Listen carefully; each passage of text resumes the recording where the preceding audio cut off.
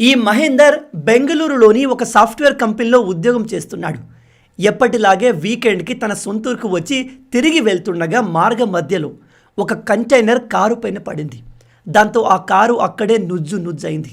కారులో ఉన్న మహేందర్ అక్కడికక్కడే ప్రాణాలు కోల్పోయాడు. మహేందర్కి 2 పిల్లలు. తండ్రి మృతదేహాన్ని చూసి పిల్లలు, అతని భార్య కన్నీరు మున్నీరయ్యారు. ఇతను రీసెంట్గానే ఈఎంఐలో కారు కొన్నాడు. పిల్లల చదువు, ఇంటి ఖర్చులు, కారు ఈఎంఐ అండ్ ఇతర లోన్స్ ఇవన్నీ కూడా ఇప్పుడు తన భార్య మీద పడింది. ఈ న్యూస్ చూశాక ఒక విషయం బాగా అర్థమైంది. ప్రమాదాలు ఎవరికి చెప్పి రావు. కొన్నిసార్లు మన ప్రమేయం లేకుండానే ఏదైనా జరగచ్చు.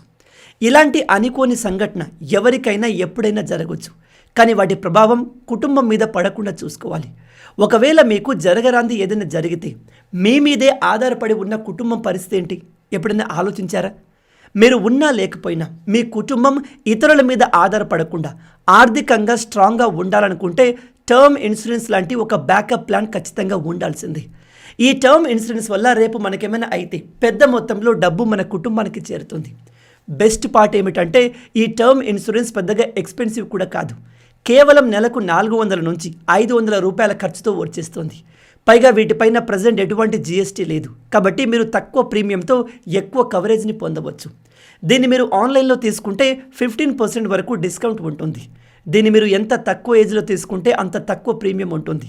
వయసుతో పాటు కట్టాల్సిన ప్రీమియం పెరుగుతుంది. అందుకే మన ఛానల్ బయోలో లింక్ ఇచ్చాను. దానిపైన క్లిక్ చేసి వెంటనే అందులో ఉన్న ఇన్సూరెన్స్ పార్ట్నర్స్ని కంపేర్ చేసుకొని అప్ టు 15% డిస్కౌంట్తో ఇప్పుడే బెస్ట్ పాలసీని తీసుకోండి. All the best.